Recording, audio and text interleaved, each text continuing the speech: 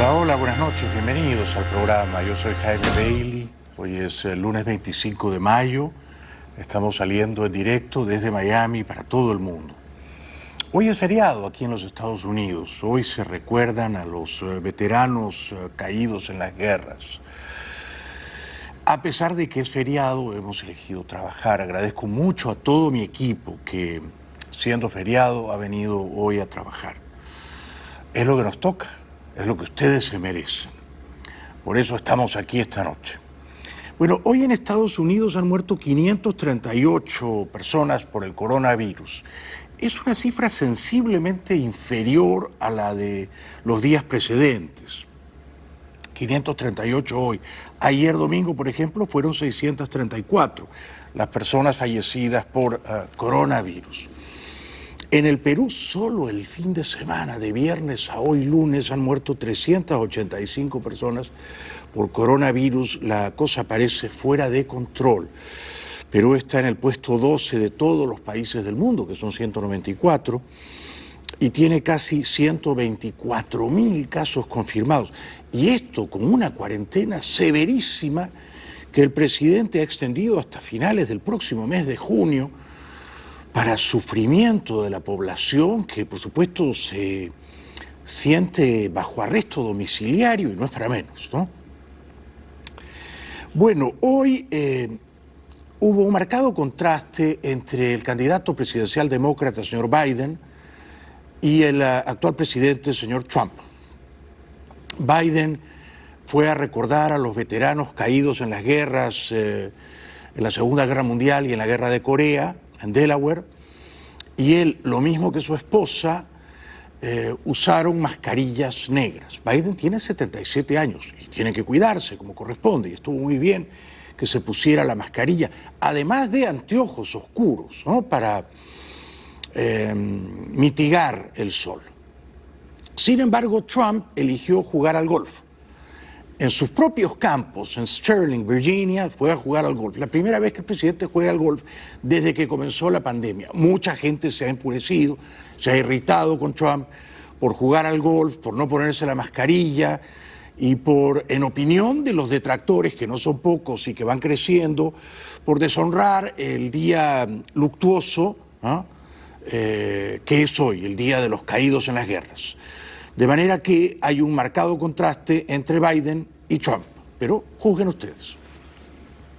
Former Vice President Joe Biden on Monday made his first campaign trip outside his Delaware home in 10 weeks after quarantining himself due to the coronavirus pandemic.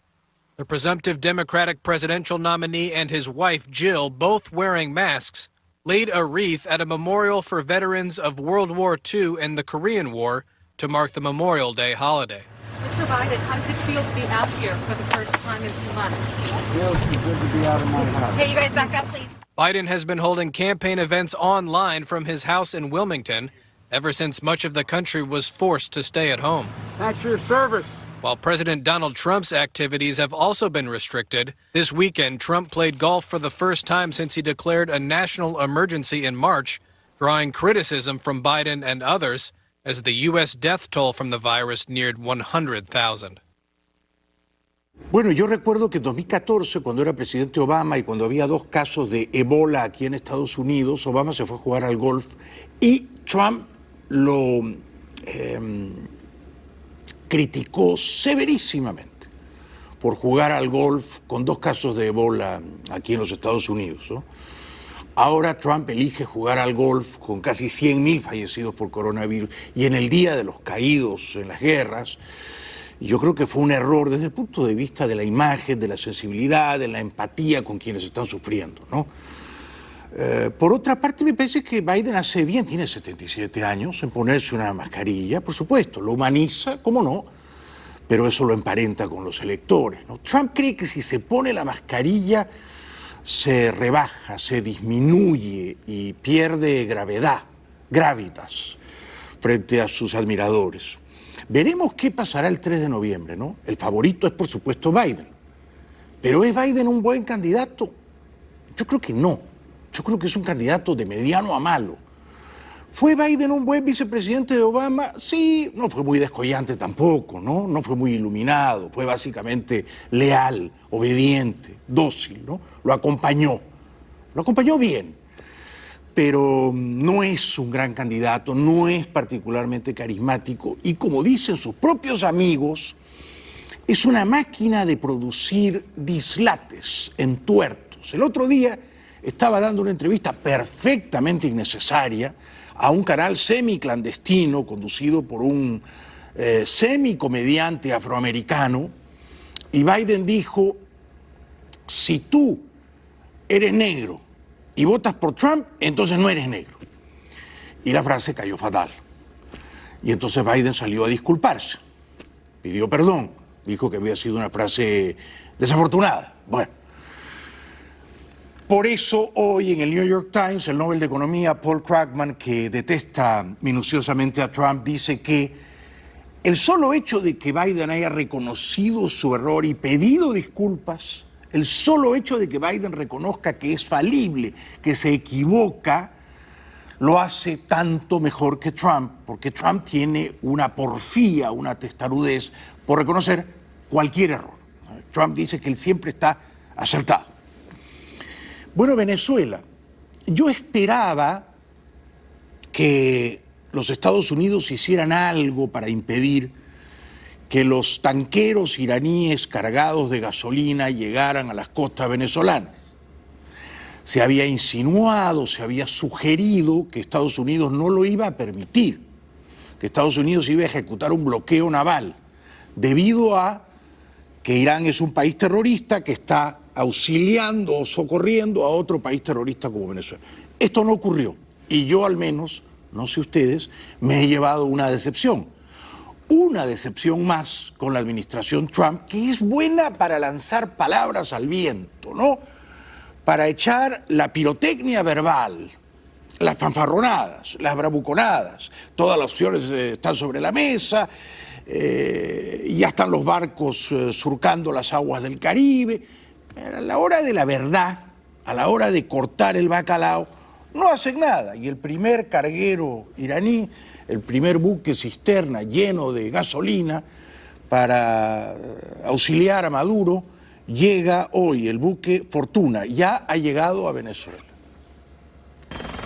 El primero de 5 buques iraníes cargados con gasolina llegó a aguas venezolanas, desafiando las sanciones de Estados Unidos. La embarcación Fortune transporta una parte de 1,5 millones de barriles de combustible que espera Venezuela.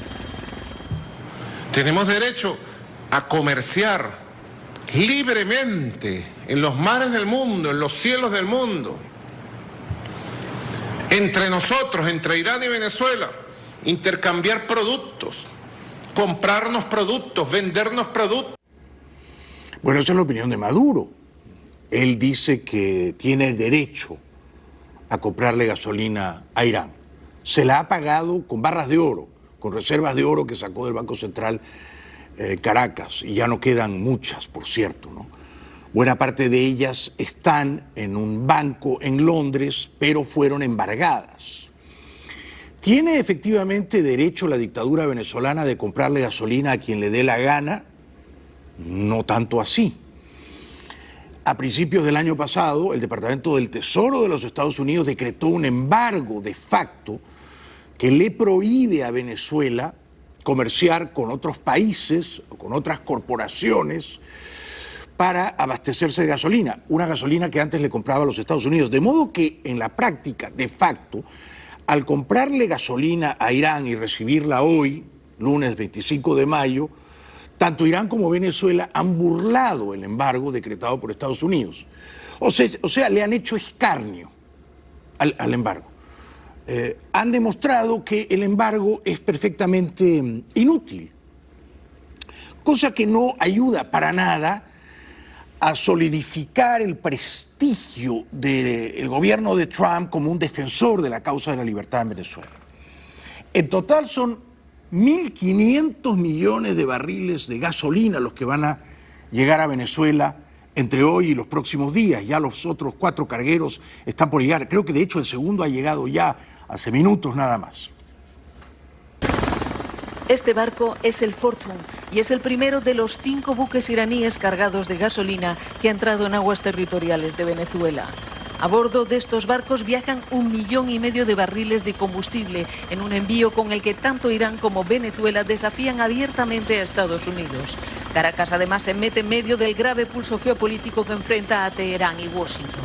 Escuchamos al presidente venezolano Nicolás Maduro.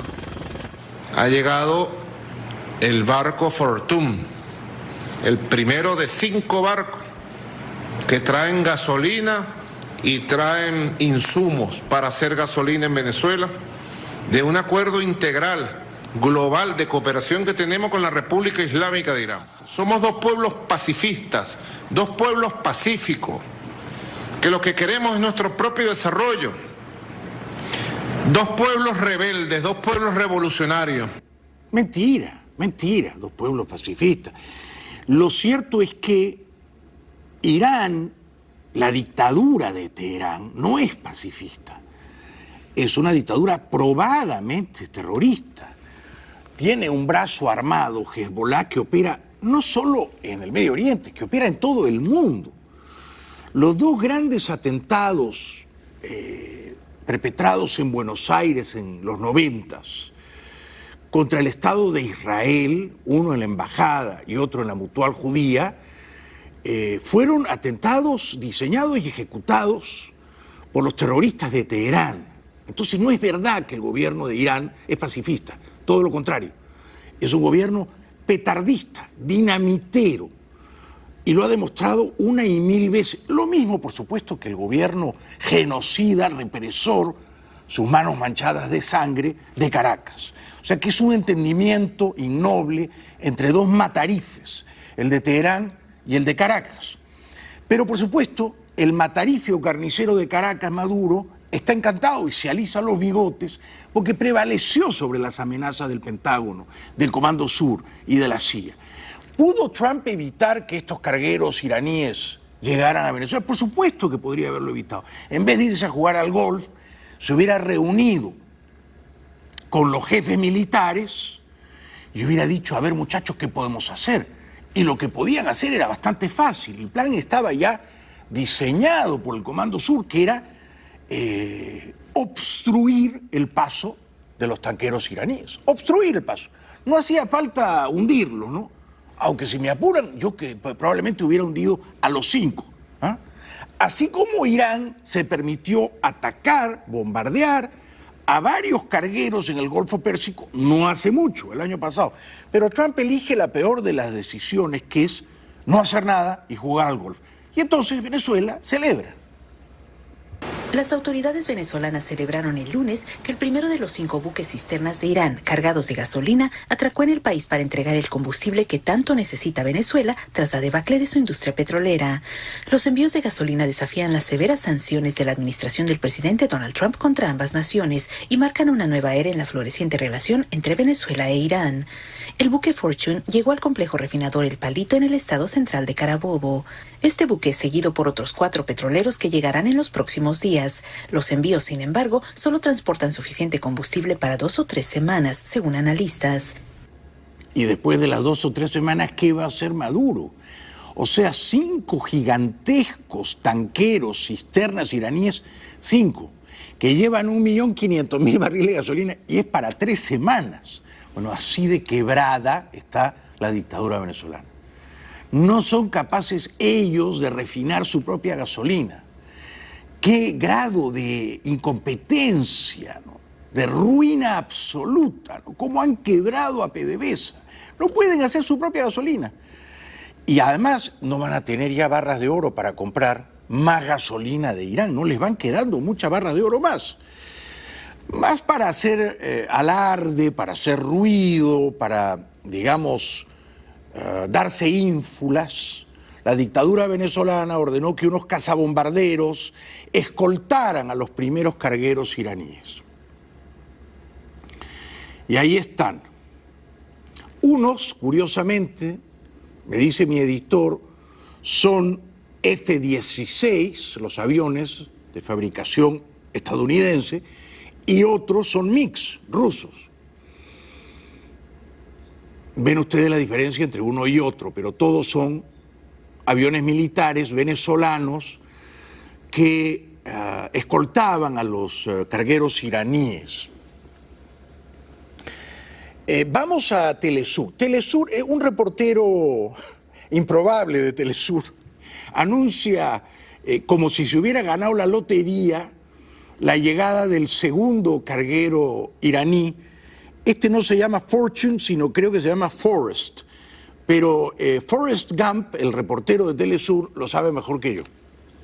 El Fortune es el primero de 5 tanqueros iraníes que se dirigen a Venezuela. Este lunes hizo ingreso en aguas territoriales el tanquero Forrest y se espera que durante la semana, en los siguientes días, lleguen los otros 3 que aún restan por hacer su ingreso en aguas territoriales de Venezuela. Ambos países mantienen una estrecha relación comercial y política debido a las sanciones que han enfrentado de parte de Estados Unidos. O sea que habrían llegado ya 2 de los 5. Y el primero ya está descargando Fortune en la refinería del Palito en Carabobo. El tanquero Fortune inició su descarga de combustible junto a técnicos venezolanos este lunes, después de llegar a la refinería El Palito en el estado Carabobo. Mientras el segundo tanquero iraní Forrest entró esta madrugada en aguas territoriales venezolanas. Ambos buques fueron escoltados por embarcaciones, helicópteros y aviones de la Fuerza Armada Nacional Bolivariana en acciones de protección que incluirán a los 3 tanqueros restantes, a decir, el Clavel, Petunia y Faxon. Los buques salieron de puerto iraní a mediados de mayo y transportan 1,5 millones de barriles de gasolina y aditivos. Venezuela e Irán han firmado cerca de 266 acuerdos bilaterales.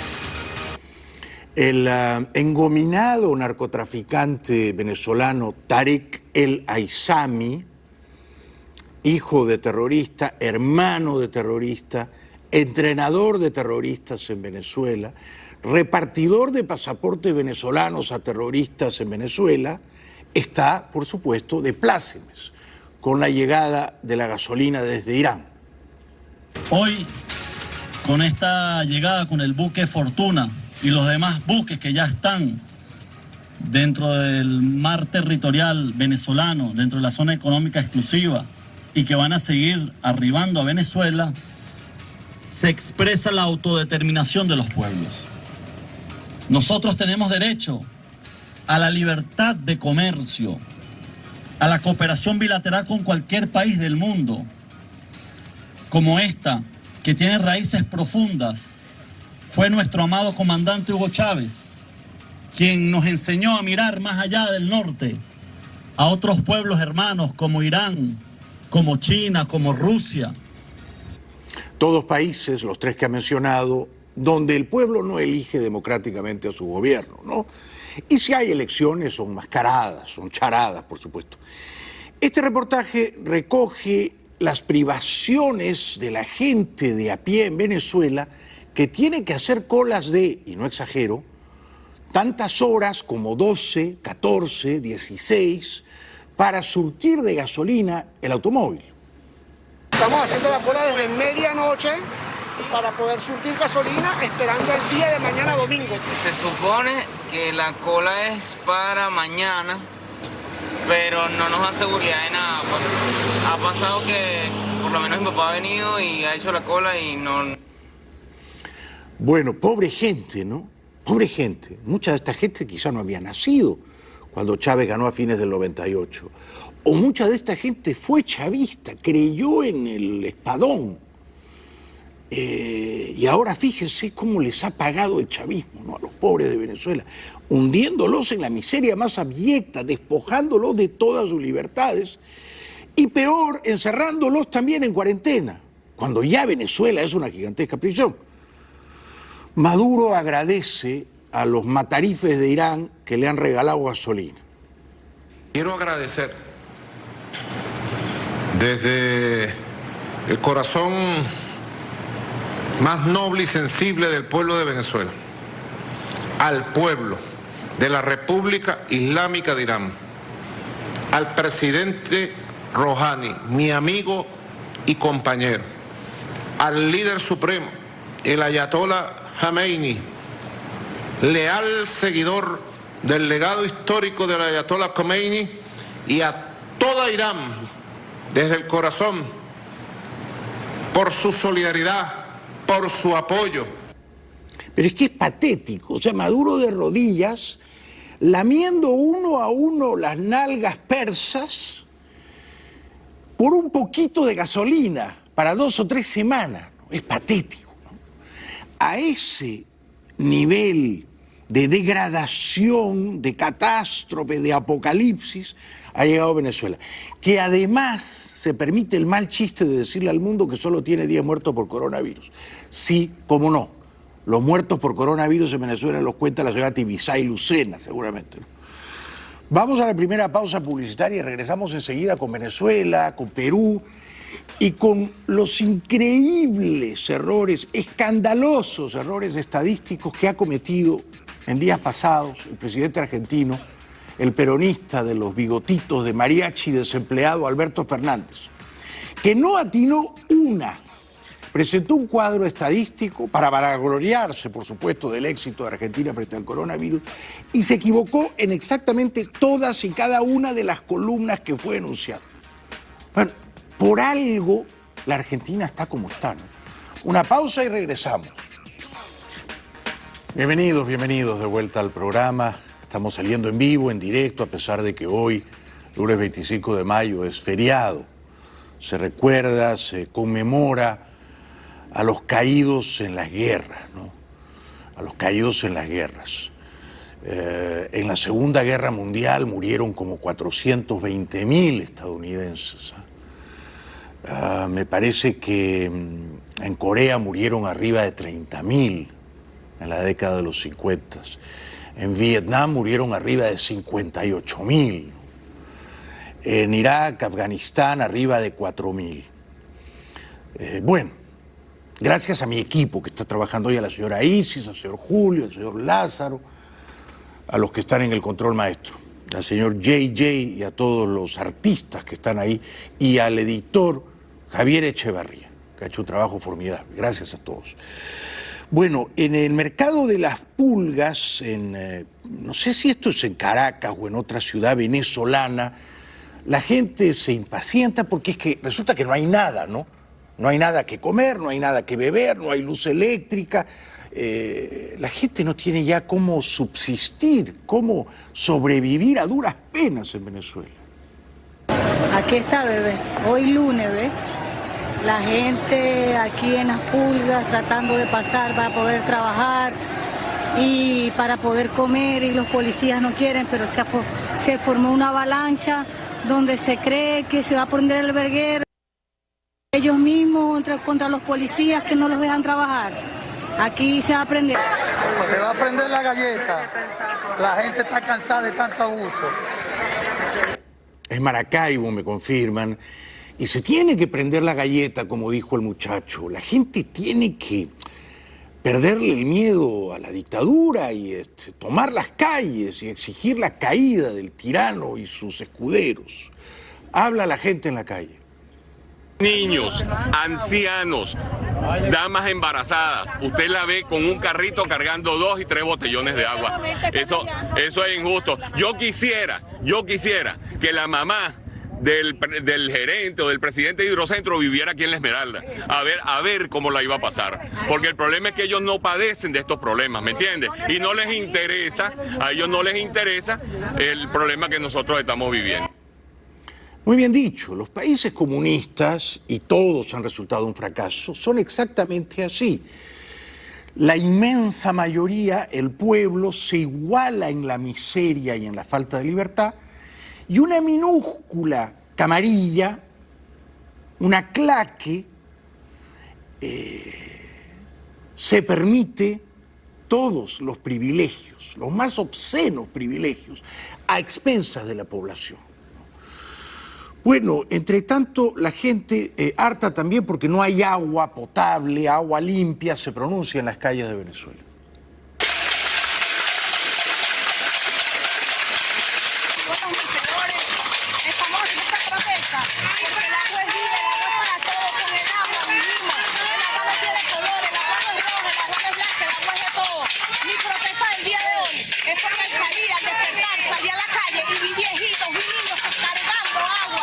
Tengo testimonio de personas que están en cama, que todos los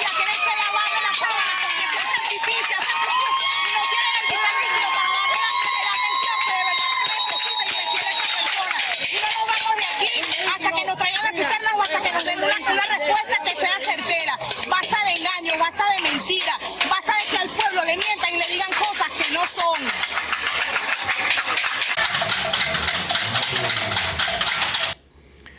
Bueno, entre tanto, el Tribunal Supremo de Injusticia en Venezuela, porque en Venezuela no hay justicia independiente, en Venezuela la justicia está prostituida, los jueces son sicarios judiciales del dictador y sus adláteres, se pronuncia el Tribunal Supremo de Justicia en Venezuela sobre el reciente desenchufe, no sé si se puede usar el verbo de esa manera, ¿no?, de DirecTV en el país. Ustedes saben que la dictadura sacó a DirecTV de los cables en Venezuela.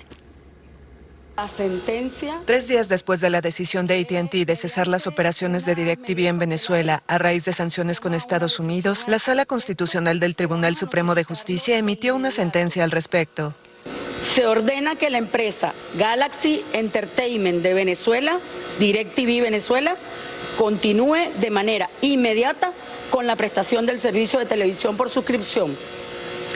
Para ello, el tribunal instruyó designar una junta administradora ad hoc de la empresa para garantizar el restablecimiento de los servicios y los derechos laborales de los trabajadores luego de despidos. Emitió además una prohibición de salida del país, así como de movilizar cuentas bancarias o gravar bienes contra los actuales directivos. Habrá que ver qué está pasando allí, ¿no? Porque si entendí bien, para ver DirecTV en Venezuela tienes que estar suscrito, o sea, tienes que pagar un cable, cuesta, ¿no? Y presumo yo que el venezolano promedio no puede pagar una suscripción por cable para ver más canales de televisión, ¿no? El venezolano promedio, me temo, está condenado a ver solamente los canales de aire, todos los cuales están amordazados por la dictadura. También la injusticia venezolana quiere intimidar o arredrar al presidente constitucional Guaidó, declarando que su partido político es un brazo terrorista. La Fiscalía de Venezuela presentó un recurso al Tribunal Supremo de Justicia para declarar al partido de Juan Guaidó como organización terrorista. Así lo anunció el lunes el fiscal general Tarek William Saab al vincular a la formación política con una fallida incursión armada por mar. Este recurso de interpretación busca determinar si la organización política Voluntad Popular es una organización terrorista y si es susceptible de sanciones por este motivo en base a lo establecido a nuestra ley y a la Constitución vigente. No es una organización terrorista Voluntad Popular, señor Tarek William Saab. No es. Los terroristas son ustedes, los golpistas de toda la vida, aún antes de capturar el poder, son ustedes. Leopoldo López no es terrorista, Guaidó mucho menos, no son terroristas, son demócratas, se juegan la vida por la libertad de Venezuela. Los terroristas son ustedes, que además ejercen el terror del Estado, el terror policial del Estado contra sus ciudadanos, que es probablemente el más abusivo de todos los terrores, ¿no? Porque ustedes monopolizan la fuerza y la convierten en una fuerza terrorista para aplastar la disidencia. Coronavirus Perú, los números no son nada buenos, nada buenos. A día de hoy, 123.979 casos, en números redondos, 124.000 casos confirmados. Multiplique usted eso por 5 o por 10 si quiere aventurar el número de casos reales y probablemente, no exagero, Perú tiene ya 1 millón de casos reales, ¿no?, de contagios reales. Mucha gente no se da cuenta, mucha gente se da cuenta y recios ellos siguen adelante trabajando, me saco el sombrero, y no guardan cama y a pesar de la tos y la fiebre no desmayan y salen a trabajar. Puede entonces que sean 1.800.000 los peruanos en total contagiados. Los muertos, y esta cifra seguramente es inferior también a la real, los muertos oficiales contabilizados que tenían el virus y se murieron del virus son 3.629, ¿no? La mala noticia es que de viernes a lunes hay 385 muertos más. En un fin de semana, 385 muertos, son muchos muertos. Y de viernes a hoy lunes, los casos confirmados suben en 12.281. Sin embargo, el presidente Vizcarra parece inmune. No inmune al virus, inmune a la autocrítica, a los numerosos y groseros errores que él y su equipo han cometido, agravando la situación, no solo despojando de sus libertades abusivamente a los ciudadanos peruanos, pero además dándoles tan pocos días y horas para salir que eso terminó provocando tremendas aglomeraciones y por lo tanto transmitiendo, esparciendo y reproduciendo el virus en todo el país. Se ha equivocado demasiado el presidente, no ha dado la talla, no está a la altura, pero él está encantado con los números, parece ser, ¿no? ¿Sabe cuántas pruebas moleculares hemos hecho en el Perú? 124.891. Y hemos hecho 716.000 pruebas rápidas. Si solamente hubiéramos hecho las 124.000, estaríamos en la trayectoria inicial y solamente por las pruebas rápidas tendríamos 33.000 casos positivos. Pero eso sería una tranquilidad errónea, porque necesitamos más pruebas. Y entonces por eso es que usamos la prueba rápida, porque a través de las pruebas rápidas hemos determinado 90.000 casos positivos. Entonces, una interrogante que nos hacemos y que les invito a que se hagan. Hasta la fecha en el Perú están determinados, hasta el día de hoy, como positivos 123.979. ¿Esos son todos los positivos en el Perú? ¿O hay más que todavía no han sido evaluados? Bueno, hay más, por supuesto, presidente. Es una pregunta pueril, es una pregunta cándida.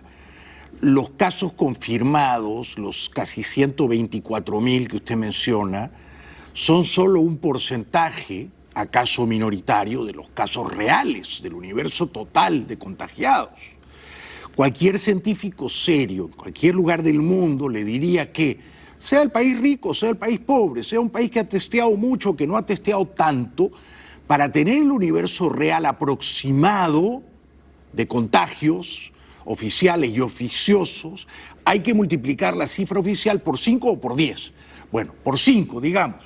Si usted multiplica por 5, entonces Perú tiene aproximadamente 600.000 contagios reales. Usted no tiene la culpa de que los chinos hayan exportado amablemente el virus al mundo entero, incluyendo al Perú. Pero usted sí podría revisar y repensar la tan odiosa y sobre todo tan contraproducente cuarentena. No tiene ya sentido a estas alturas del partido.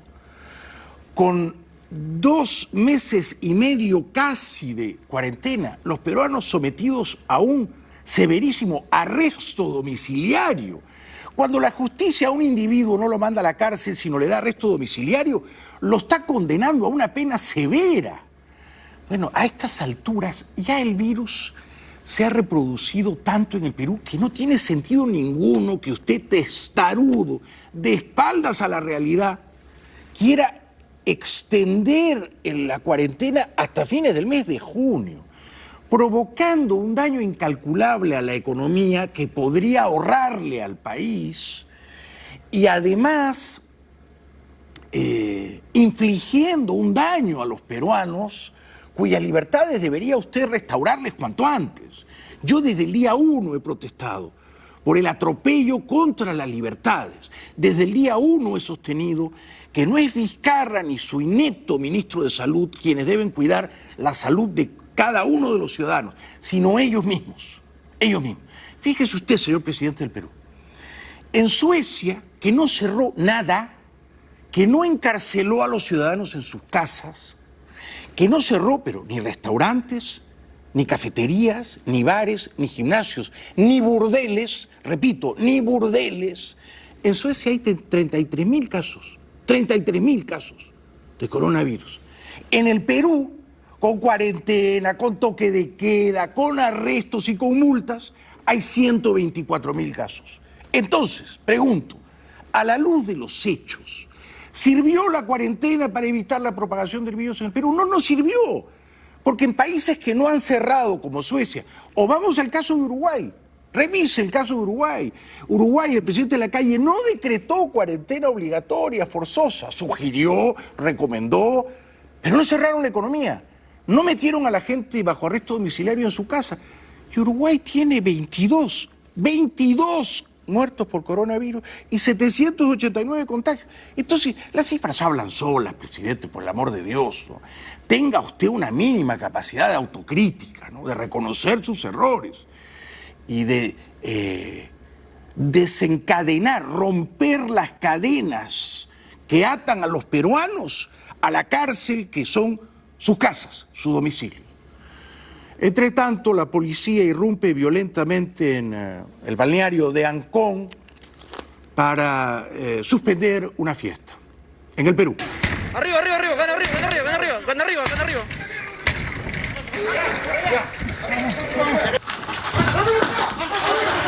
Rodearon la casa por completo y en el momento justo ingresaron con todo. ¡Tú voltea para allá! ¡No se muevan! ¡Al suelo, cara! ¡Al suelo! ¡Voltea! ¡Échate! Oye, no te muevas, ¿ah? No se muevan. Eran las 11 de la noche cuando agentes SWAT y de la IRINCRI irrumpieron en esta vivienda del balneario de Ancón, donde 69 personas, 39 hombres y 30 mujeres, disfrutaban de tremenda fiesta con armas, alcohol y drogas incluidas. Casi todos eran de nacionalidad venezolana. ¿Esto qué es? Pote se me llama. Es un tipo de droga sintética. Bueno, yo deploro el uso autoritario de la fuerza, deploro criminalizar a muchachitos que estaban en una fiesta tratando de pasarla bien, ¿no? Me parece que hay que repensar tantas medidas restrictivas de la libertad, ¿no? Estoy en contra de atacar un problema médico y científico así, derribando puertas, encarcelando ciudadanos que solo querían tener un momento de recreación. Estoy en contra. Vamos a la publicidad y regresamos enseguida con los disparates que el viernes de la semana pasada, o sea, hace 4 días, ha pronunciado, además en tono profesoral, el presidente peronista argentino Alberto Fernández, tratando de demostrar que la Argentina tenía unas cifras envidiables de coronavirus frente a Estados Unidos, a Brasil, a Chile, a Perú, todos esos países hediondos, malolientes, a los que Fernández les adjudicó unas cifras que todas ellas, todas eran falsas, pero groseramente falsas. Regresamos con eso después de la pausa. Bienvenidos de vuelta al programa. Bueno, desde que comenzó esta pesadilla del coronavirus a principios de marzo, no he visto yo a un jefe de Estado equivocarse tan grosera y sistemáticamente como ha errado la semana pasada el presidente argentino, el peronista de los bigoticos, Alberto Fernández.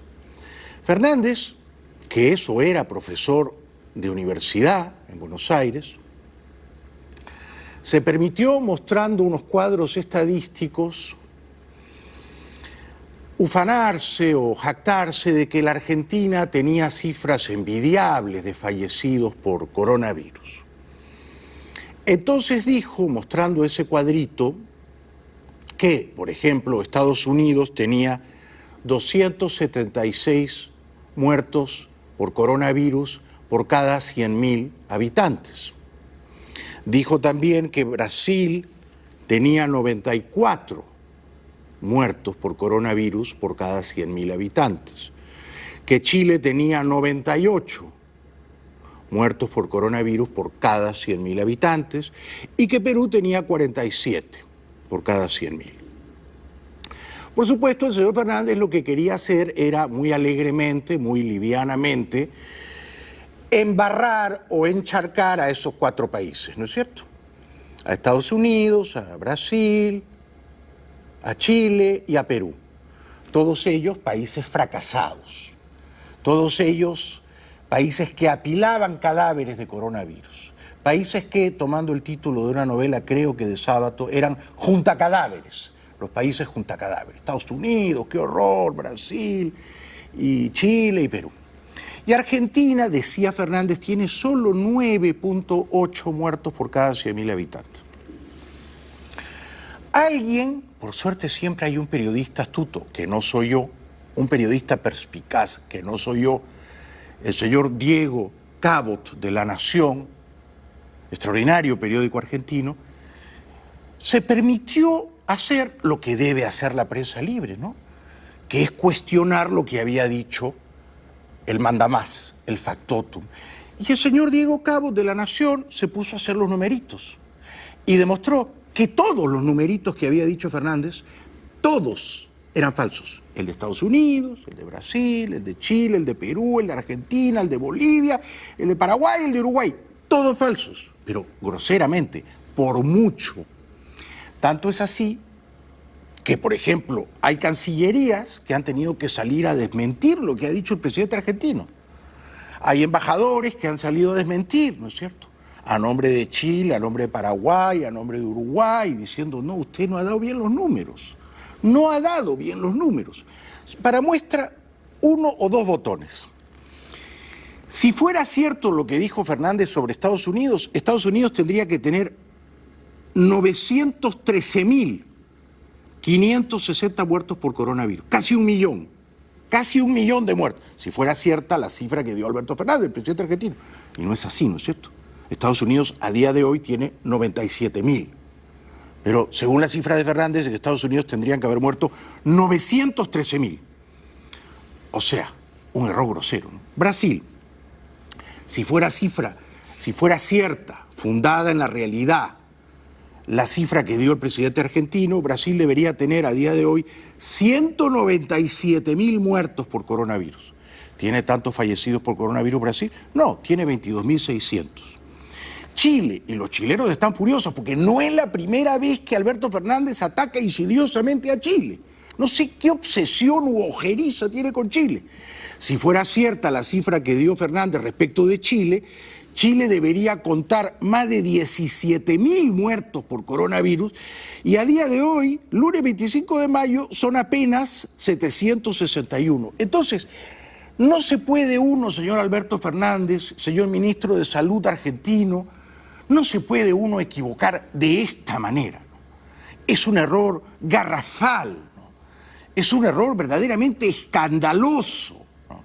Que lesiona las relaciones de la Argentina con los países de la América del Sur, que desdora la imagen y la credibilidad del presidente argentino y que demuestra que son un puñado de aficionados, de aventureros en el poder. Cuando Fernández se dirigía a los argentinos, una vez más ocupó a Chile de ejemplo con cifras erróneas. Esta vez mostró una gráfica que indica a Argentina con 9.8 muertos por cada 100.000 habitantes y a Chile con 98.4 víctimas fatales por cada 100.000 habitantes. Si uno mira la cantidad de fallecidos acumulados por cada 100.000 habitantes, ahí tienen todos ustedes otra muestra de cómo ha evolucionado el tema. Datos que no serían correctos según el embajador de Chile en Argentina, Nicolás Monkever, quien rápidamente debió rectificar los datos y hacer aclaraciones sobre la tasa de fallecidos por la pandemia. Debo rectificar error en información publicada por la Casa Rosada en reciente punto de prensa. La tasa de fallecidos en Chile es de 3,5 por 100.000 habitantes y no de 98,5, como señala el siguiente gráfico que mostraron. Es que no puedes decir que tiene Chile 98,5 muertos por cada 100.000 habitantes, cuando en realidad Chile tiene 3,5. Es un error muy grande. Es un papelón. Es un ridículo. Aún si lo hubiera dicho el dictador Maduro me sorprendería. Pero que lo haya dicho un político con ínfulas de intelectual o de catedrático universitario como Alberto Fernández, la verdad que es un bochorno. Yo, sin ser argentino, siento vergüenza. Porque además no se equivocó solo con Estados Unidos, con Brasil, con Chile. Se equivocó hasta con Argentina. Dijo que Argentina tenía 9,8 muertos por coronavirus por cada 100.000 habitantes. Si eso fuera cierto, Argentina tendría que tener 4.300 muertos por coronavirus. y por fortuna no tiene tantos muertos por coronavirus, tiene apenas 456. Se equivocó también respecto de Perú. A Perú le endilgó 47,2 por cada 100.000. Eso significaría 15.000 muertos. ¿Tiene tantos muertos Perú por coronavirus? No, tiene un poquito más de 3.600. Se equivocó con Paraguay, ha tenido que salir el canciller, el embajador de Paraguay y decir, oiga, usted nos da una tasa de 5,8 cuando la tasa real es de 0,14. Oiga, señor Fernández, no se puede equivocar usted tantas veces en todas las columnas, de todos los colores de su cuadro estadístico. La cantidad de fallecidos acumulados por cada 100.000 habitantes, ahí tienen todos ustedes otra muestra de cómo ha evolucionado el tema. De esta manera, en cadena nacional, el presidente de Argentina, Alberto Fernández, comparaba la tasa de mortalidad de los países latinoamericanos para resaltar las medidas que ha tomado su gobierno. Nosotros hemos, gracias a Dios, invertido en salud mucho, hemos generado muchos centros de atención sanitaria y todos los que han requerido atención han recibido la atención de la salud que necesitaban y que merecían. Sin embargo, los datos expuestos por las autoridades trasandinas estaban errados. Fue el propio embajador chileno en Buenos Aires, Nicolás Monkever, quien salió al paso. Debo rectificar error en información publicada por Casa Rosada en reciente punto de prensa. La tasa de fallecidos en Chile es de 3,5 por 100.000 habitantes y no de 98,5 como señala el siguiente gráfico que mostraron. ¿Cualquiera se equivoca? Sí, cualquiera se equivoca, un desliz, ¿no? Pero equivocarse en todas las columnas, en todos los países, con todos los porcentajes y tan groseramente, yo esto no lo había visto mucho tiempo.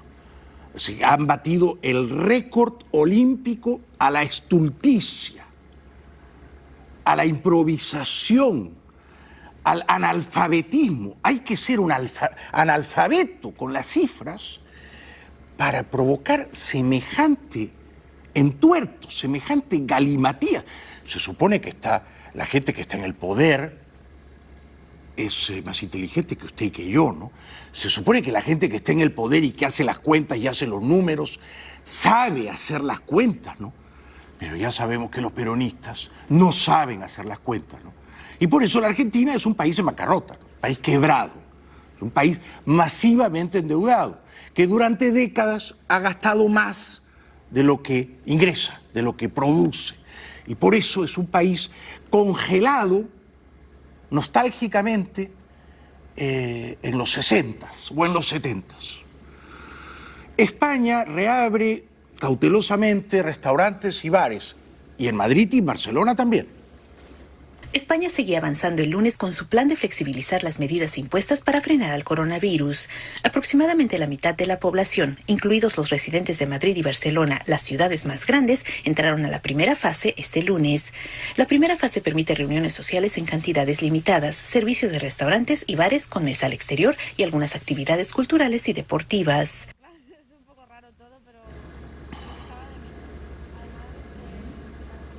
De noche muchas veces veníamos, desayunábamos fuera antes de subir a casa y se nota un montón. Digo, vamos a dar una vuelta y muy bien. Como son ya casi 100.000 los abatidos por el coronavirus en los Estados Unidos, el New York Times ayer en su edición impresa publicó toda la primera página con nombres de 1.000 fallecidos por coronavirus. 1.000. Y fue muy impresionante ver eso, ¿no? Apenas el 1% de todos los que han muerto. The United States faced a grim milestone on Sunday as the death toll from the coronavirus neared 100,000, the highest number of any country. The New York Times marked the expected milestone by filling the entire front page of its Sunday edition with the names, ages, and brief details of 1,000 Americans who died from the virus, just 1% of the expected toll before the end of the Memorial Day holiday week. The long weekend drew Americans out of their homes in what for many was their first big break from coronavirus lockdowns. I'm glad to see everybody out and trying to get back to a normal life. Are you worried about getting sick? No, because I believe God's got me. Bueno, es muy respetable, ¿eh? Esa señora dice, no tengo miedo de contagiarme, de enfermarme. ¿Por qué? Porque Dios me protege. Bueno, es su convicción, es su propia manera de cuidar su salud. Yo no la comparto. A mí me parece que ella está eligiendo entre la ciencia, o sea, los hechos, y la fe religiosa, o sea, la superstición, está eligiendo irracionalmente la superstición. Bien, pero ¿es su cuerpo o es el mío? Es su cuerpo. ¿Manda ella o mando yo? Manda ella, ¿no? Manda ella. Son sus bronquios, son sus pulmones. Si se enferma, la va a pasar mal ella, no yo. Ahora la gente dice, no, pero es que tú eres un irresponsable porque ella se enferma y luego transmite o propaga el virus a otros. Sí, quizá la que está a su lado, que seguro también es una fanática religiosa, que tampoco tiene mascarilla. Quizá ella también. Bueno, porque las dos eligen descuidar su salud en aras de la religión. Pero si uno no va a esa playa, no hay manera de que esas dos señoras te contagien, ¿no? Y si uno va a la playa y tiene la mascarilla y se aleja de ellas, creo que no hay manera de que te contagien. De modo que, cuando yo digo que cada uno sabe cuidar su salud, lo digo a sabiendas de que hay un montón de gente que no sabe cuidarla y que más bien sabe descuidarla. Pero ese es el ejercicio de la libertad. La libertad no supone acertar siempre. Habrá un montón de gente que usando su libertad correrá unos riesgos excesivos. Se expondrá a la enfermedad y se contagiará. Pero esa es la selección natural, la teoría de la selección natural, de la supervivencia del más apto. Entonces, los inaptos o los ineptos son los que no se protegen, los que no se ponen mascarilla, los que no guardan la distancia, los que no se lavan las manos. Ellos son los inaptos o los ineptos. Y por lo tanto, la selección natural probablemente los castigará, ¿no? Ahora, ellos creen en un Dios superior y eso es muy respetable, ¿no? Pero lo cierto es que Univisión reporta que ayer, domingo, las playas en todo el país estuvieron repletas, desbordadas de gente, e insisto, yo no haría eso, pero respeto la libertad de quienes lo hacen. Y quienes lo hacen se exponen a enfermarse y a pasarla mal y hasta a morir. Pero son sus cuerpos, no es el cuerpo del presidente, no es mi cuerpo. Después de semanas de haber recibido órdenes de quedarse en casa debido a la pandemia, que ha contagiado a más de 1.700.000 personas en el país y le ha quitado la vida a casi 100.000, miles agarraron su sombrilla, toallas y lentes de sol y se fueron a la playa. Pero el COVID-19 fue lo último que se les pasó por sus mentes. Las playas del país se han visto repletas, sobre todo las de California, Nueva Jersey y Florida. Lo preocupante es que muchas personas no han respetado el distanciamiento físico ni tenían la máscara puesta. As you see, I don't have a mask on and I feel very safe. There is nobody got around me or in my space at all. Pero la aglomeración no solo se vio en las playas, también se hizo evidente en las piscinas. Un video de 16 segundos muestra decenas de personas en traje de baño, comiendo y divirtiéndose en una fiesta en una piscina en el lago de los Ozarks en Missouri, donde según datos estatales aproximadamente 12.000 personas han dado positivo al virus y cerca de 700 han muerto. El lago Ozark, Missouri, seguramente han visto, ¿no?, la serie, excelente. Se titula Ozark. Yo vi la temporada o las dos temporadas, luego se interrumpió, pero es muy buena, excelente.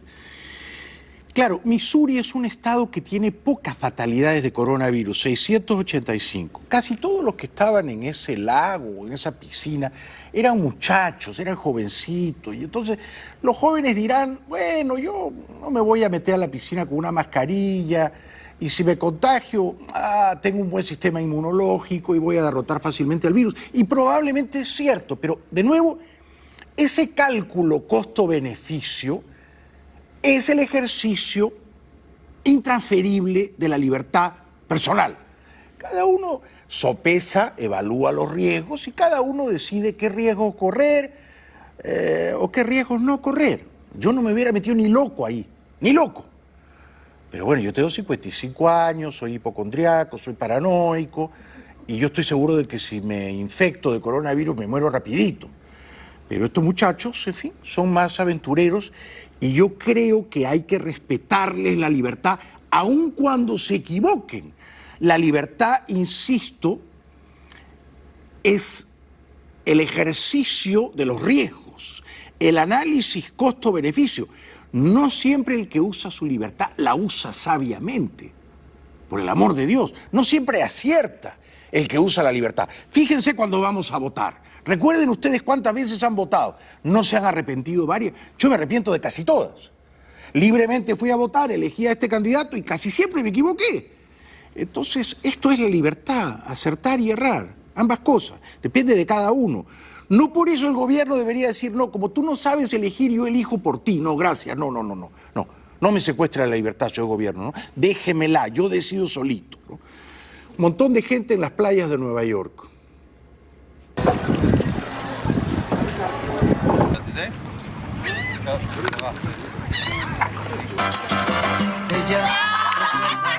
We come outside with my friends, trying to enjoy a little bit of the beach. We have a little bit of like a lunch, dinner over here. I'll play a little bit of volleyball, trying to enjoy, you know, after people up in the beaches, so we want to enjoy with friends. Bueno, muy bien, que disfruten del vóley, de la música fiebrada y de la pachanga. Como esta ha sido, me parece, la imagen del fin de semana y de hoy, feriado, Memorial Day, hoy en la portada del Washington Post estaba la imagen de tantas y tantas personas apretujadas en esas aguas del lago Ozark o de una piscina adyacente en Missouri. ¿La vemos?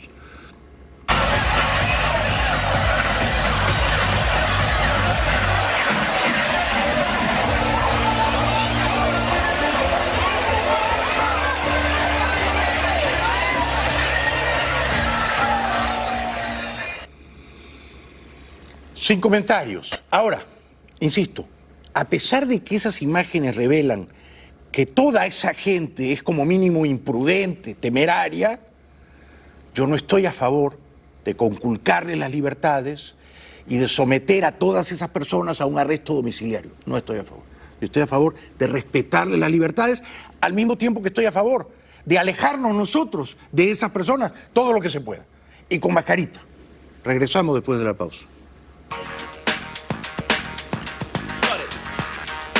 Bueno, bienvenidos de vuelta al programa.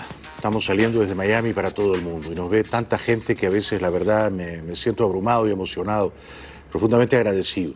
Brasil, Bolsonaro. Bolsonaro comía un hot dog ayer, alentado por las multitudes que lo idolatran, pero también insultado por algunos que lo llamaban basura. Agitado fin de semana para Jair Bolsonaro en Brasilia. Comenzó con el presidente brasileño tomándose un descanso para comer un perrito caliente con sus simpatizantes. Pero entre la multitud a su alrededor no faltaron los insultos con gritos de asesino y basura. Luego vino la multitud de seguidores reunida el domingo frente al Palacio del Planalto para mostrar su apoyo al presidente, en protesta por las restricciones sanitarias implementadas y hasta el propio sistema judicial brasileño. Bolsonaro se dio un baño de masas sin mascarilla 3 días después de que la Corte Suprema publicara un vídeo de una reunión del gabinete en el que supuestamente el presidente intentaba interferir en la Policía Federal. Bueno, sería un error pensar que Bolsonaro es inmensamente impopular en el Brasil. No es así. Cuando ganó le sacó más de 10 millones de votos a su rival y todavía tiene una base de fanáticos muy grande. No sé si mayoritaria, pero muy populosa. Ayer Bolsonaro tenía la mascarilla, pero luego se la quitó. Es un poco como Trump, ¿no? Cree que la mascarilla lo disminuye.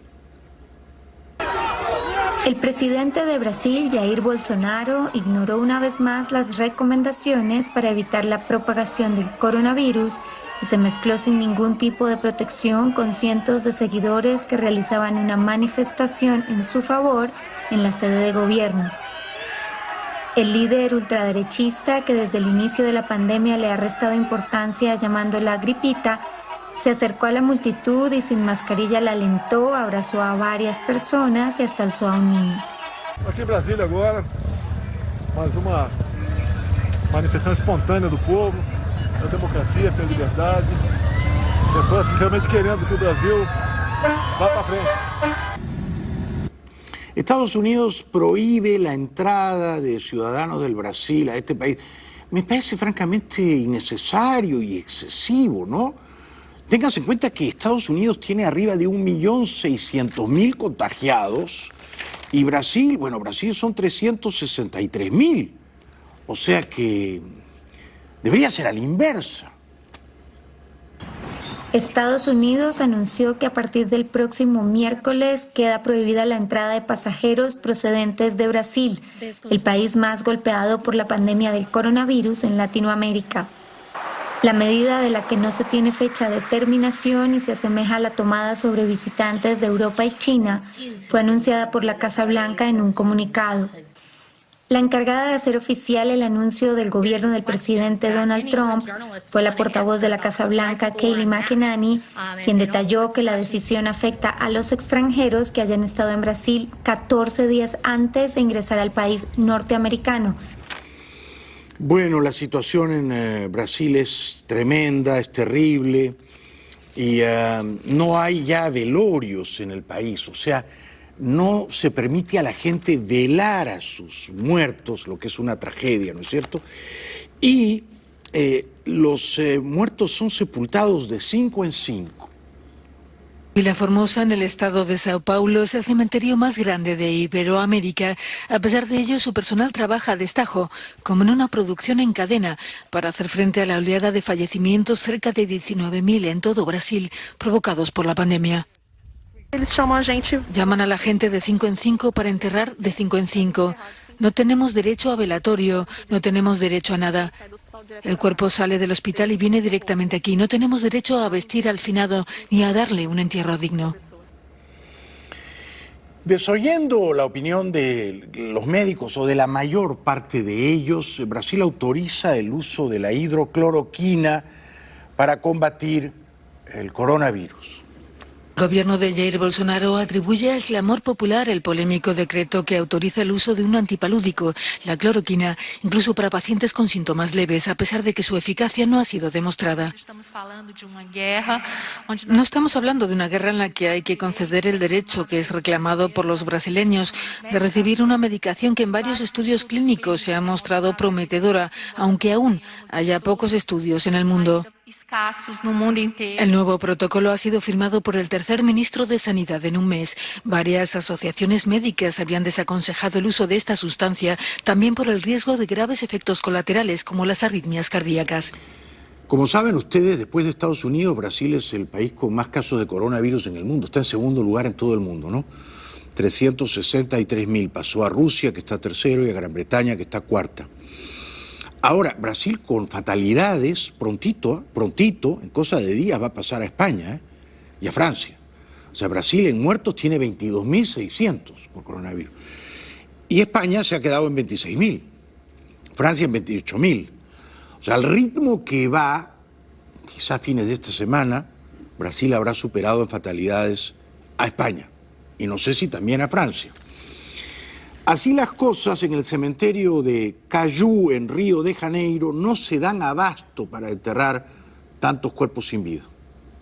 En el cementerio de Caju, en Río de Janeiro, se siguen añadiendo filas de nuevas tumbas para hacer frente al aumento de las muertes causadas por la pandemia de coronavirus. En el estado de Río de Janeiro, más de 3.200 personas han muerto y más de 30.300 fueron reportadas infectadas por COVID-19. Entre esas víctimas se encuentra Amanda da Silva, una mujer sana de 22 años de edad que tomó todas las medidas para evitar infectarse con el nuevo coronavirus, se quedó en casa, se puso una mascarilla y mantuvo todo lo más limpio posible. Aún así, se infectó y murió después de pasar 18 días en un hospital.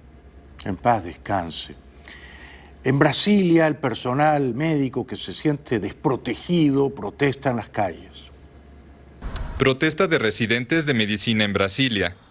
Los médicos en formación que trabajan en hospitales públicos de la capital brasileña reclamaron el jueves el pago de sus salarios, denunciando que no han recibido su sueldo por 2 meses. Nos sentimos completamente inseguros en medio de la pandemia. Tenemos un gobierno completamente inestable que no sigue las recomendaciones de la OMS. Presionado por la oposición, Bolsonaro se reúne con gobernadores para negociar. Un acercamiento para tratar la crisis en el país más afectado de América Latina.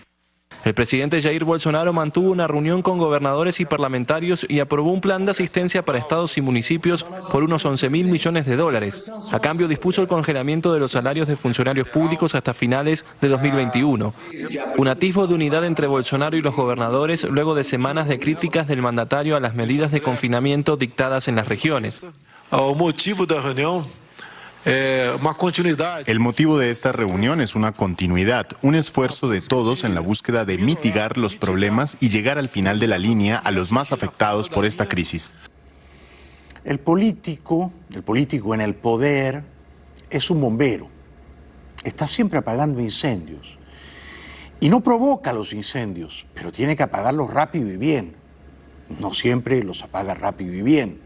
A menudo la gente termina echándole la culpa al político de los incendios, de las desgracias, de las calamidades.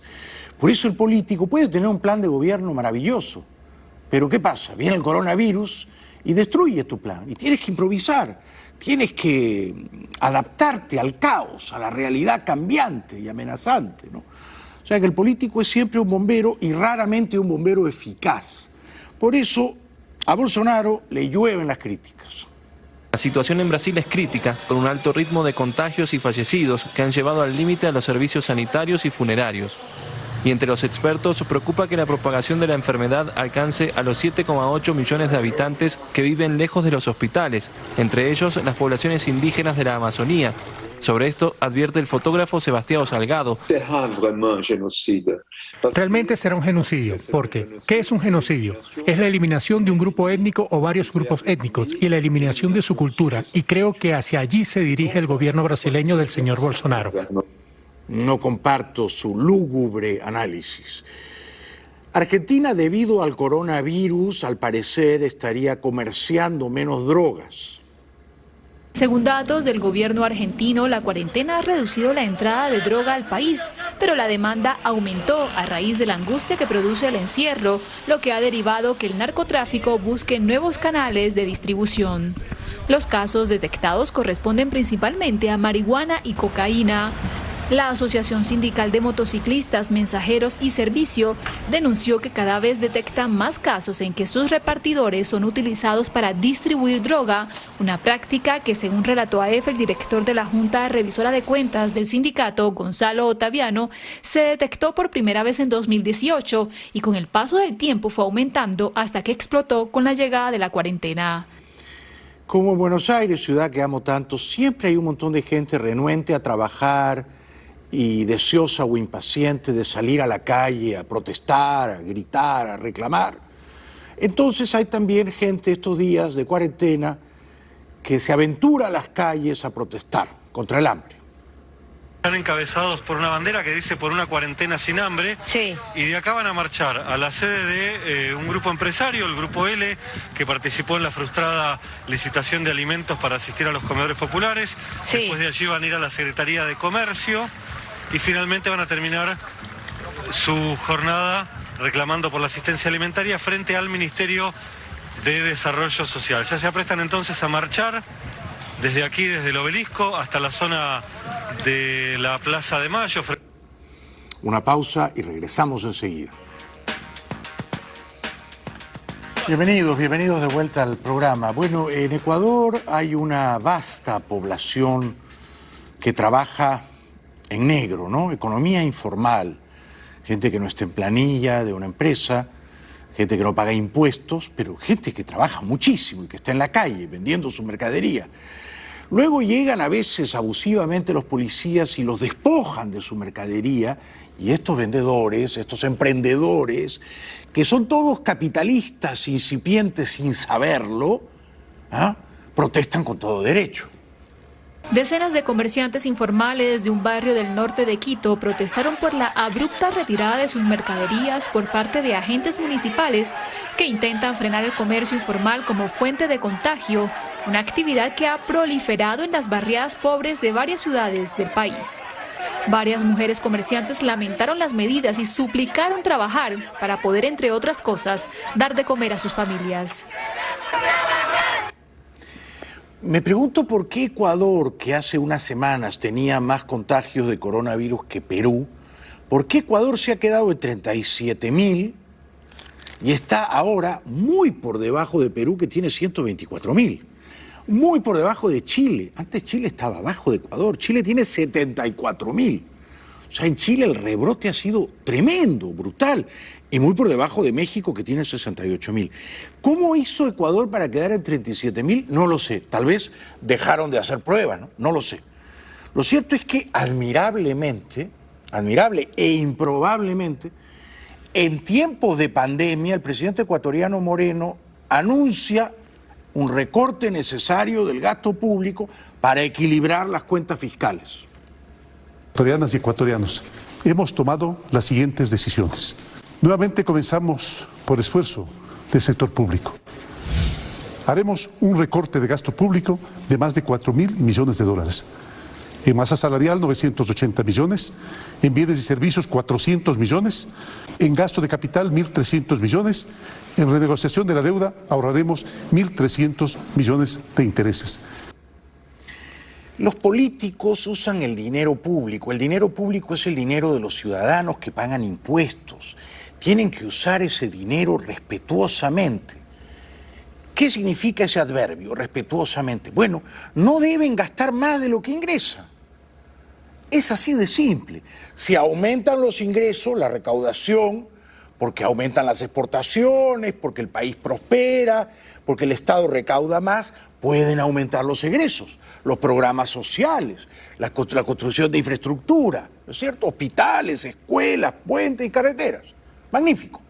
Ahora, si se encogen los ingresos del Estado, hay que achicar también proporcionalmente los gastos del Estado. Esto es algo que, por ejemplo, no entienden los peronistas en la Argentina, que hace décadas gastan irresponsable, puerilmente, muy por encima de lo que ganan. O sea que bien por Lenín Moreno. Hemos eliminado 43 ministerios e instituciones desde el inicio de nuestro gobierno. Ahora eliminaremos y fusionaremos 10 más. Además, vamos a eliminar 7 empresas públicas: ferrocarriles, siembra, medios públicos, crear Ecuador Estratégico, Correos del Ecuador y la Unidad Nacional de Almacenamiento. TAME, que ha perdido más de 400 millones de dólares en los últimos 5 años, entrará en liquidación, preservando las rutas que conectan lugares que no tienen alternativas privadas. Me saco el sombrero, señor Moreno. Además, usted viene de la izquierda. Usted fue chavista, fue correísta. Pero usted ha aprendido. Se ve que usted ha estado atento y aprendió. Y se desasnó. El Estado es un pésimo empresario. Cuando el Estado juega a ser empresario, siempre pierde. Porque las empresas públicas manejan dineros que son de todos y por lo tanto que son de nadie, y los burócratas que las regentan o administran, al final siempre dejan las cuentas en rojo. O sea que hace usted muy bien en eliminar las empresas públicas, hace usted muy bien en suprimir cuanto ministerio puede. Ojalá esto lo hiciera el chiflado presidente mexicano López Obrador. López Obrador es de izquierda y seguirá siendo de izquierda, es incorregible, es incurable. México no tiene buenos números y sigue subiendo. 7.300 muertos ya por coronavirus son muchos, ¿no? La tercera parte de Brasil, que tiene 22.000, pero son muchos. Here in Mexico, the death toll continues to mount, with the number of reported cases now topping 68,000. This cemetery used to bury around 5 people a day. Now it's running at capacity, 24 hours a day, at least 25 bodies. And this is just the latest COVID-19 victim to be entered. There are now spikes in border cities like Tijuana, just across from San Diego. Mexican officials believe travelers from the US are bringing the virus into the country, a source of anxiety for some, like this intensive care unit doctor. Exista tanto tránsito en la garita. That there's so much traffic at the crossing makes me afraid, she says. We're going to have another wave of COVID cases in a couple of weeks. Bueno, pero el presidente López Obrador, este también es inmune a la autocrítica, ¿no? Este también vive encapsulado en su burbujita de irrealidad. Dice que lo peor ya quedó atrás y que ya México va saliendo. Pues nuestro pésame a familiares de víctimas de la pandemia, nuestro abrazo a los enfermos, decirles que de acuerdo a los informes que tenemos, a las proyecciones, ya vamos de salida. Desde luego, no debemos de confiarnos. Vamos de salida, dice él. Yo no estaría tan seguro de que van de salida. Me parece que van entrando más bien, van entrando. Bueno, a partir del próximo lunes, 1 de junio, en casi toda la Ciudad de México, los comercios estarán reabiertos. Ciudad de México iniciará este 1 de junio un plan gradual de reapertura económica y social que dependerá de la ocupación hospitalaria por la pandemia de COVID-19, anunció este miércoles el gobierno local. La jefa de gobierno de esta ciudad de 9 millones de habitantes, Claudia Sheinbaum, presentó un plan hacia la nueva normalidad y un semáforo epidemiológico de 4 colores, de los cuales el rojo, de alerta máxima, se mantendrá por lo menos hasta el 15 de junio. Yo le dije al comienzo que hoy, lunes, han muerto en Estados Unidos 538 por coronavirus, 538 personas, que en paz descansen. Para tener una idea de lo mal que está México, en un día están muriendo 424 personas. Casi el mismo número que Estados Unidos. En las últimas 24 horas se registró la muerte de 424 personas por COVID-19. Así se alcanzó ya una cifra de más de 6,000 muertos y más de 56,000 contagios. Esto llevó también a una saturación en los crematorios, en las funerarias de la Ciudad de México y también del Estado de México. Tanto es la demanda que se está presentando que los lugares de crematorios no tienen el lugar, no hay espacio, no hay un horario que para encontrar un horno, es muy difícil la situación que se está presentando. Y sobre esto no dice nada Obrador y dice vamos saliendo. No hay en los crematorios espacio para incinerar los cadáveres. Tengas en cuenta que los 3 peores países de coronavirus en América Latina son Brasil, de lejos el primero, México, diría yo, de lejos el segundo, y Perú el tercero. Tanto en casos como en muertes, aunque en casos Perú supera a México, ¿no? Perú tiene 124,000 casos y México tiene 68,000, la mitad. Pero en muertos, México duplica a Perú, 7,300 contra 3,600 de Perú. No sé bien por qué. Lo cierto es que México es un país ya ahora severamente afectado por el virus. México sabemos que es uno de los países más afectados en la región por el coronavirus, pero según las autoridades mexicanas, al menos 4.577 personas han muerto de COVID-19 solo en Ciudad de México, pero según una investigación de Mexicanos contra la Corrupción y la Impunidad, los fallecimientos registrados son 3 veces más que los que indican las cifras oficiales. La organización analizó los certificados de defunción en 7 juzgados de la capital entre el 17 de marzo y el 12 de mayo, los que no calzaban con esta información oficial.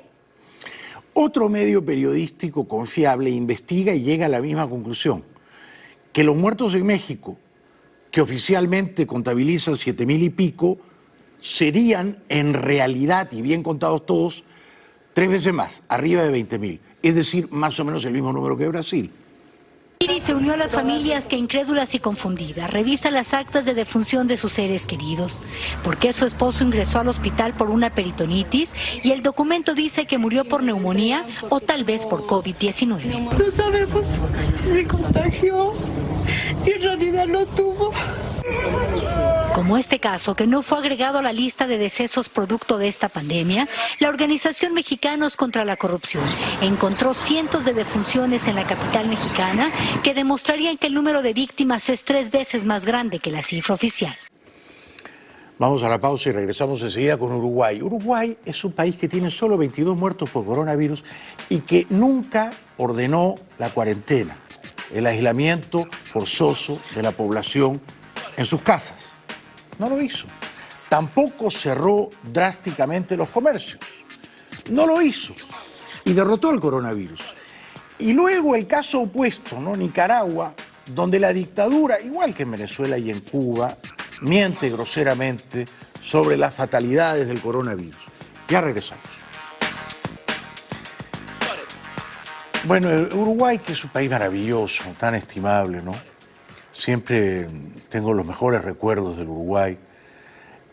Ha prevalecido sobre el coronavirus admirablemente, sin decretar la odiosa cuarentena, sin despojar a la gente de sus libertades, sin cerrar los comercios. Uruguay tiene 700 y pico casos confirmados, 22 fatalidades por coronavirus, un modelo de éxito en la América Latina. Uruguay.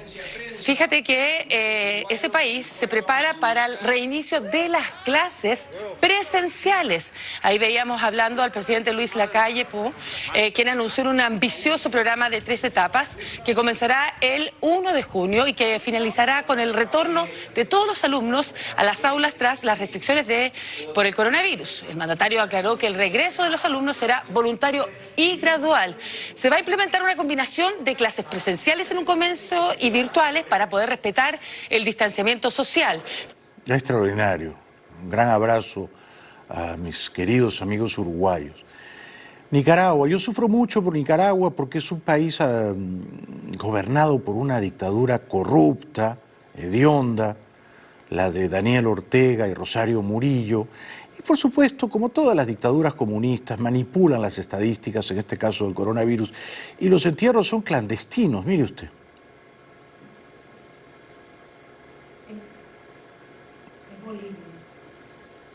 ¿Viene Bolivia? Los allegados de Cristóbal Ciero no pudieron velar su cuerpo ni celebrar un funeral. El piloto nicaragüense fue enterrado en plena noche por hombres con trajes protectores y apenas con unos pocos familiares presentes. El resto solo pudo seguir su sepultura vía Facebook a través de este video compartido por su hijo con el celular. En Nicaragua cada vez son más frecuentes estos llamados entierros express, ordenados por el gobierno para que los casos de fallecidos por dificultades respiratorias sean trasladados directamente del hospital al cementerio. Ya conocemos eso, es decir, hay muchos muertos a los que en vida no se les hizo el examen, por tanto no estaban en el conteo oficial de personas con coronavirus, y que no necesariamente mueren de neumonía, sino de algún otro mal desatado o provocado por el virus, y entonces no pasan a la contabilidad oficial. Ahora, que Nicaragua declare, como vamos a ver a continuación, solamente 17 muertos, es por supuesto un mal chiste, ¿no? Un chiste cruel. Según el Ministerio de Salud, la pandemia ha infectado a 254 personas y causado 17 muertos en Nicaragua. Pero este balance contrasta, sin embargo, con el de las organizaciones civiles, que señalan más de 1.500 contagios y cientos de fallecidos, con hospitales colapsados por pacientes con males respiratorios. El aumento exponencial de fallecimientos también se refleja en las funerarias. Un corte brevísimo y luego un testimonio desgarrador, conmovedor, de hijos de padres que los niegan, hijos no reconocidos de famosos. Va usted a encontrar algunos nombres insospechados. Ya volvemos. Este segmento es dedicado al cantante Julio Iglesias. Buenas, mi nombre es Erika Dos Rosario Neves y soy una de las hijas biológicas de Samuel Eto'o. En la actualidad, Fernando Osuna lleva mi caso junto con otros en los que se pretende demostrar la paternidad de los demandados, y estoy grabando este vídeo para mostrar mi apoyo a todas las personas que se encuentren en una situación similar a la mía, y en especial a Javier Sánchez Santos, que se encuentra en el último tramo de este procedimiento y que estoy segura de que ganará la batalla. Hola, muy buenas desde Barcelona. Soy Alexis Ledgar, el hijo no reconocido oficialmente de Edmundo Roset. Desde aquí quiero enviar un gran apoyo a todos los que estamos con Fernando Osuna por los mismos casos, y sobre todo a Javier, hijo de Julio Iglesias, y darle el máximo apoyo, que todo saldrá bien, que nos tendremos lo que nos merecemos, y mucha fuerza, y sobre todo que tenemos el mejor abogado, Fernando Osuna, y desde aquí Barcelona muchos abrazos y mucho ánimo. Hola, buenas tardes. Soy Francisca España Núñez, la hija de Francisco Gento López.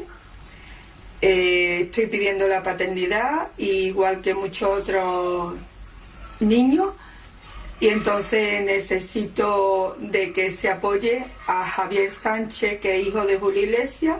Tiene muchas pruebas, tiene muchas cosas hechas ya, y no lo siguen dando por válido, lo cual no es justo, igual que para mí y para otros. Hola, buenas, mi nombre es José Daniel, el hijo ya reconocido del cantante Carlos Baute. Quiero enviarle un mensaje a todas las personas que estamos luchando por nuestros derechos de la mano del abogado Fernando Zuna. Especialmente quiero enviarle un mensaje a Javier Sánchez, hijo no reconocido del cantante Julio Iglesias. Mucho ánimo, mucha fuerza. Hola, buenas tardes. Soy Sofía Benítez Cubero. Mi padre era José Benítez Cubero, gabinete de beca, y estamos luchando por una cosa que nos pertenece. Javier, te lo digo, sé quién eres, no te conozco personalmente, pero sé que eres hijo de Julio Iglesias y estamos luchando por una cosa que nos pertenece, así que para adelante. Este segmento fue dedicado al cantante Julio Iglesias. Regresamos. Bueno, si me permiten la inmodestia, últimamente me he creado una cuenta, en realidad es mi mujer Silvia quien la creó, una cuenta en Twitter, que es, y ahora aparecerá en pantalla, si hay suerte, @JaimeBaileys, con S al final, @JaimeBaileys, pero no aparece en pantalla. Así son las cosas. Ahí está, llegó por fin, @JaimeBaileys, o sea que, bueno, si pueden, síganme, ¿no? Les agradeceré mucho que me sigan, que me acompañen ahí en Twitter. Y hace años tengo también una página en Facebook. Ahí está, ahora sí llegó rapidito. La página de Bailey. Por favor, síganme en la página de Bailey Facebook y en Jaime Baileys en Twitter, con ese al final. Me van a hacer muy feliz si me siguen y me acompañan. Y les voy a quedar profundamente agradecido. Ya volvemos. Gracias a ustedes, a la audiencia que nos premia con su lealtad, su generosa lealtad. Gracias a mi equipo tan abnegado, que hoy decidió trabajar día feriado. Gracias a Raúl Alarcón, el dueño del canal, a Alex Alemán, quienes hoy me llamaron para decirme palabras tan alentadoras. Seguimos mañana. Ahí está la cuenta de Instagram, sí, Bailey TV Oficial. Seguimos conspirando mañana. Gracias, buenas noches, hasta mañana.